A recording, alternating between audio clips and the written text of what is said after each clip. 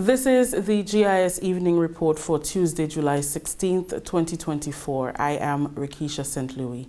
In the headlines, Cayman Islands donate US $200,000 to Grenada's Disaster Relief Fund.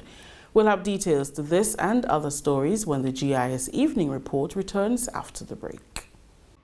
Welcome to the 47th meeting of the Conference of Heads of Government of CARICOM, hosted by your new chairman, the Honourable Deacon Mitchell, July 28th to 30th, St. George, Grenada. Welcome back. Prime Minister Honourable Deacon Mitchell and his cabinet colleagues welcomed Premier of the Cayman Islands, Honourable Juliana O'Connor Connolly, and her delegation to contribute toward Grenada, Carriacou and Petite Martinique's relief efforts following the hurricane earlier this month. The Premier and her team, which included the Leader of the Opposition, Speaker of the House, Acting Deputy Governor, members of government, media personnel, members of the police service and Rotary Club, and health officials arrived at the Maurice Bishop International Airport on Tuesday to personally donate over US $50,000 in essential supplies to aid in relief and recovery and US $200,000 to the government's Disaster Relief Fund. The trip to Grenada is part of a mission by the Cayman Islands to provide aid to all countries in the region affected by Hurricane Beryl at the beginning of July.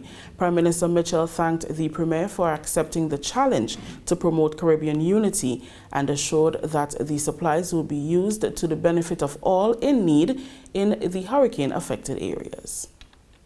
This gesture really means a lot to us. It's very touching, and we deeply appreciate it. So I want you to take back the message that we appreciate the solidarity, appreciate the support. And as I said, in a sense, we are both celebrating the 20th anniversary of Revival. It is still early in the hurricane season. So my wish for the Cayman and for Grenada is that we don't have to endure any of this for the remainder of the season. Every time it rains, I cringe a little because I'm thinking about people with the roofs and what they are going through. And the challenge is, we came out of a very severe drought. In fact, the rains are just started falling, and then we face this with this. So no doubt, it's a difficult time for many of our citizens. When people ask me how I'm doing, I say I'm doing fine because I have a roof over my head. But there are obviously thousands of our citizens who've lost everything. And I want to point out they are journeying from here to St. Vincent and the Grenadines. So this is not just about Grenada, but it's really about all of the islands that have been impacted by this. And I can certainly say in advance of Comrade Gonzalez that I know he and his people will be truly grateful for the visit as well and for the show of support. I'm also hoping to visit this afternoon as a show of support to him as well. And we have other prime ministers from Antigua and Kitts and Lucia and Domin hoping to make the trip over as well. Premier O'Connor Connolly stressed the significance of unity in times of need. She's optimistic that Grenada, Carriacou and Petite Martinique will rise again. We wanted to bring not just the government representative, but two former premiers actually here. The current speakers are all there. We have opposition, independent opposition, Chris. So we covered all of the spectrum to ensure that you received it as we are given it with an open heart from one sister to another sister, from one brother to another brother. You were quite correct when you said we are just at the beginning of the season. I had the opportunity in February this year to attend the Hurricane Conference in Orlando, and we were forewarned that this is not going to be a normal season. It was going to be more hurricanes. They were going to be stronger, and for those of us in Cayman, we fear perhaps the most the first 2 weeks in September and the end of October, because then they usually come up from the south with very little warning. And so because we've been through it before, I just wanted to, if you don't remember anything else about Juliana from Cayman Islands, remember the God that did it for Cayman, that allowed us to be stronger and better, become more resilient. That same God has no respect of persons, and he's going to do it for Grenada, he's going to do it for St. Vincent, and our next stop is PM Holness sometime later this week or the following week to spread the same message. Iron sharpeneth iron. And so you're here ironing out, pardon upon all the many challenges and difficulties in mainland Grenada and your outer islands. And so we wanted to bring us from the Cayman Islands because this season came and flirted with us, and thank God we were not taken out like you guys. So it left us in a position to help. President of the Senate, Dr. Decima Williams, thanked the Cayman team for their generosity towards Grenada's restoration process. From our own hearts, we receive gifts of time and resources and the special package for the Prime Minister, all of which would have come from your own hearts. Thank you for making the time. Thank you for remembering that we are brethren and sistren, because we are, as you so rightly say, and we receive this as an act of solidarity and an act of Caribbean unity. The donated items include adult briefs, baby diapers, sanitary supplies, chainsaws, generators, food items, and first aid kits, among others. With additional regional support, teams from Barbados Light and Power and Domlec from Dominica, GRENLEC's Department Manager for Carriacou and PT Martinique, Wallace Collins, says they are looking forward to restoring electricity after all feeders went down during the passage of Hurricane Beryl. While acknowledging that damage to homes and businesses is severe, he says there is hope that within 6 to 8 months, all 4 feeders will be up and functional. We have started the restoration of the West Feeder, that is the Tong area. We have had some customers already connected, so we have just over between 15 to 20 customers already connected, so they can at least provide some services to persons who are in need. In terms of the future work, we now receive 9 members from Domlec and Light and Power from Barbados. So their presence here is to assist in the restoration process of the other additional feeders. So we think with their support, with their presence now, we can start to see the acceleration of work on other feeders, and we can bring back as much persons as possible. But providing that they have roofs over the head, because when they do not have roof, it's not safe to connect those customers. But for now, our intention is to build the feeders and to be ready for when the customers are ready for electricity. Collins advised home and business owners that when the feeders become functional, they must re-inspect their property before electricity is restored. We are working in conjunction with the Government Inspectorate Office, so the inspector is going out into the field and to make those assessments, and once they are clear, then we will proceed to connect once there is power in that area. So far that's what we've been doing in order to facilitate the connections of those customers we already have on the grid. While a number of utility poles have either been broken or uprooted, a large percentage of them can be reused. The GRENLEC's department manager believes that once they are not faced with any adverse weather conditions, the restoration process will proceed as planned. Our system has very, very good new poles. Relatively, we've been doing massive, we've been doing continuous maintenance, and as a result, a lot of the pole, more than 75% of the pole, can be reused. So that's a good thing.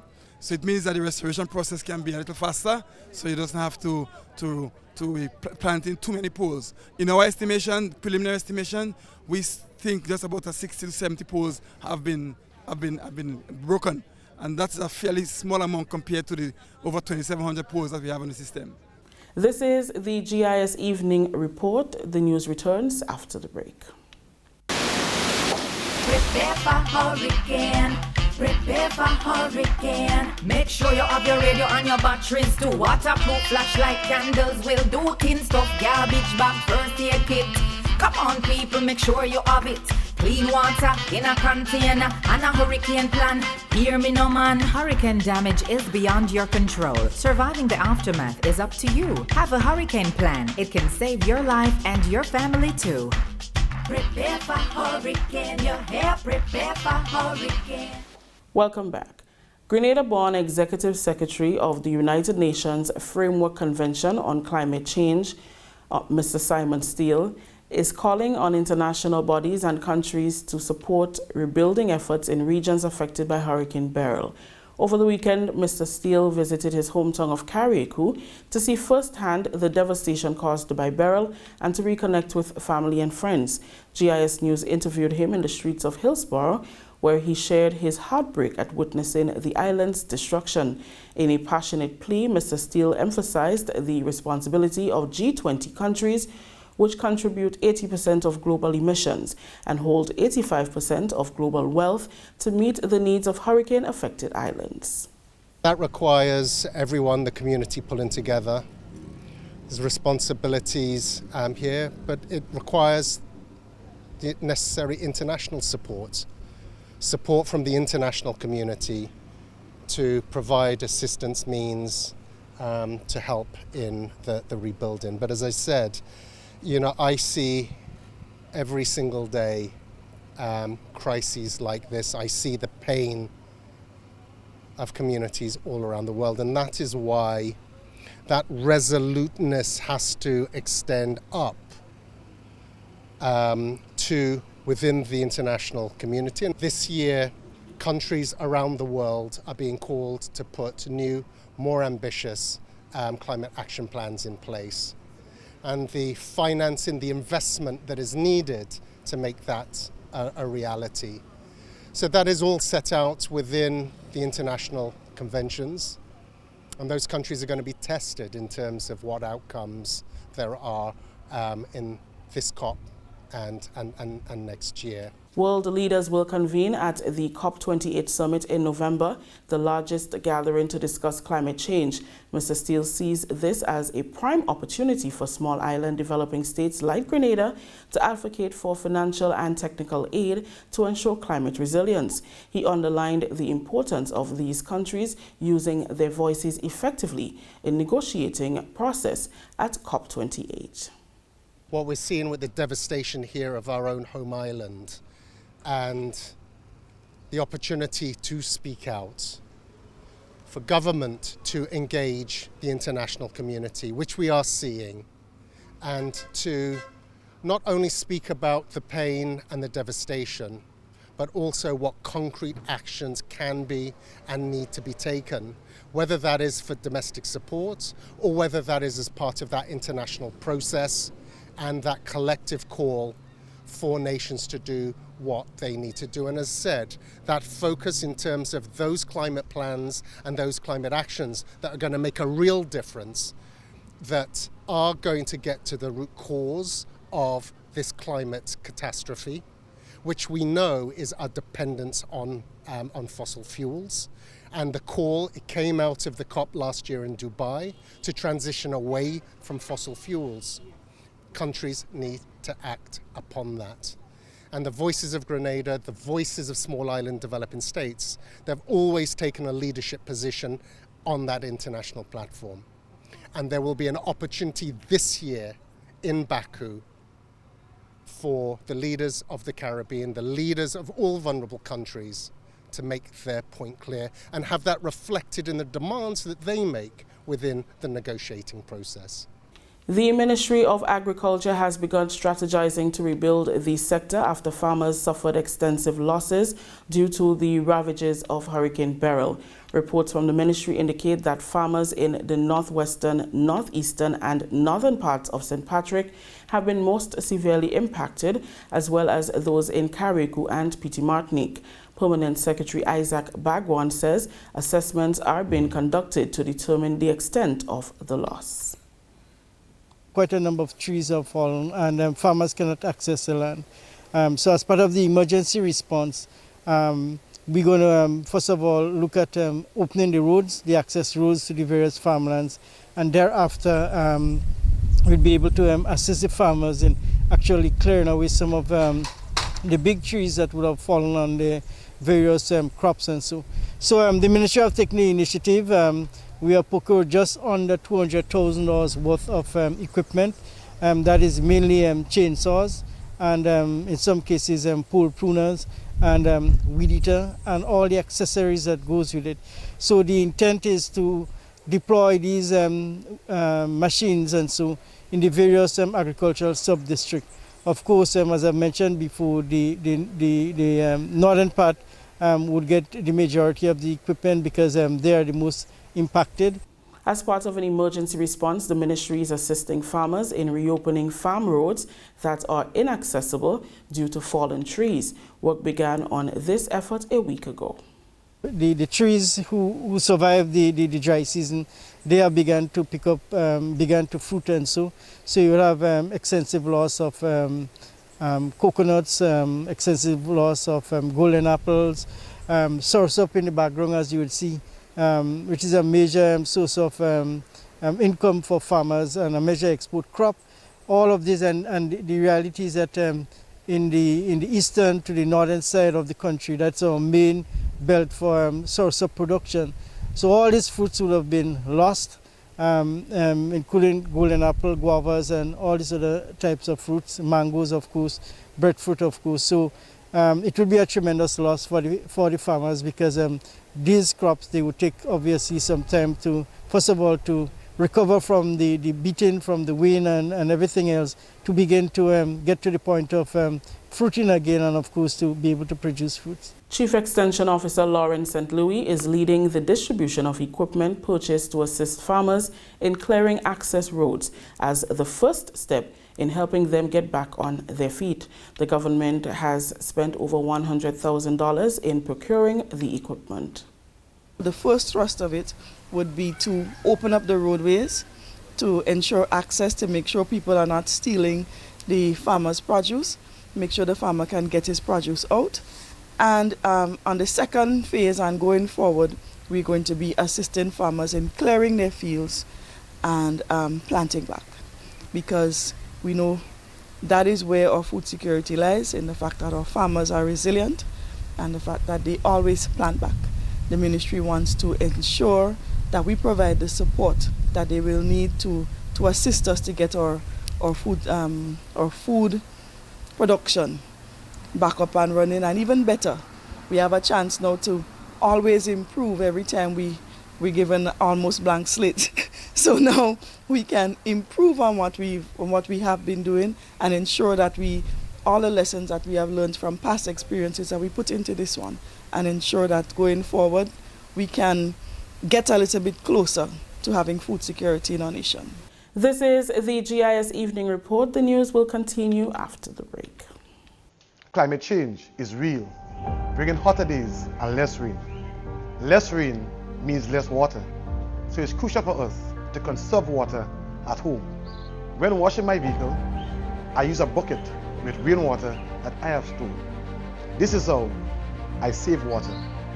What are you waiting for?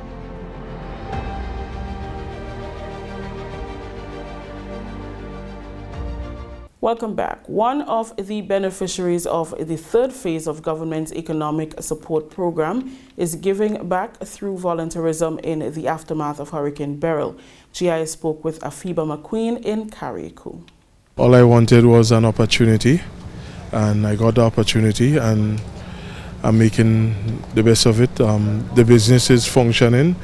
I currently have a staff of 5 people with me, and everybody is here volunteering. Even my family, we're probably about 15 of us up here now. The assistance from the grant has been a major game changer for me. Clearly, we're here, we have the equipment to do the job. We have been volunteering since last weekend, and we intend to volunteer every weekend as much as we can. Once we don't have anything pressing to do, we're going to be in Carriacou giving them as much strength as possible.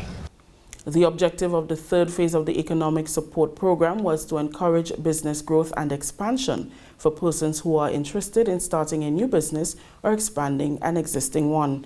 The new format of the CESS program, Afiba says, was a brilliant initiative by the government that afforded many the opportunity to expand or start a new business venture. 100%. If it wasn't for that investment from the government, I don't think I would have been here today. So clearly it was a good initiative. And as I said to the guy in the grant office, that I would be one of the most successful people receiving this grant, because I know what my intentions are, and as I said, all I needed was a start, and I got it. Afiba says as long as his team is available to make the trip to Carriacou to aid in the cleanup and restoration process, they will do so. Finally, in the news, the Grenada Tourism Authority says it has taken a decision to postpone the launch of the Carriacou Underwater Sculpture Park in the wake of Hurricane Beryl and until such time that maximum participation can be realized. The park is an agreement with sculptor Jason Descartes Taylor, who also constructed some of the sculptures at the Molineux Marine Protected Area. The GTA's Chief Operations Officer is Curl Hostialik, who says that with coordination and at the right time, the installation of the sculptures will take place. In Carriacou, we're working on a very big project for the new Carriacou sculptures that was to be undertaken actually at the end of this month. So although, things are in train and are happening, we have to make sure that we do things sensitively. When are those things going to be deployed? I mean, for example, with the same Carriacou Underwater sculptures, that whole project is around the whole matter of climate change. And it spoke to traditions, conservation, preservation, how do we support and ensure that we develop the underwater marine systems. So really and truly, this was supposed to be a positive impact, understanding the challenges that we have with climate change. And it was this unnatural disaster that has put us in a situation in which we were putting together the project that was with the kids, with the children, and also with the boat building community in order to create something that resonated with people and is going to be a true novelty when it comes to the people of Carriacou demanding, and a new income generator as well, because it has big potential. So we have to recalibrate everything, but we know that with pace, with a coordinated approach, that we can do things together, and with the communities that we share, be it is local or international. Hostialik explained the GTA's current priority areas. For the next 3 months, of course, that we have Spice Mass. So that, of course, is going to be our main focus. We also have been pushing very, very strongly with regard to the culinary scene in terms of what is so special about Grenada, that makes Grenada special in terms of the food, its breadfruit, its oiling, etc., etc. So, right now we're looking at our culinary, we're looking at Spice Mass as our priorities, and then of course we have the sculptures project on which we have on stream. Now, all of those things in the context, of course, with continue to work along with our line ministry, the Ministry of Tourism, with regard to getting back up and operational. This innovative park is set to feature a series of sculptures aimed at promoting marine conservation. That story just ended the GIS Evening Report for today. On behalf of the entire GIS News team and production team, I am Rakisha St. Louis saying thank you for joining us.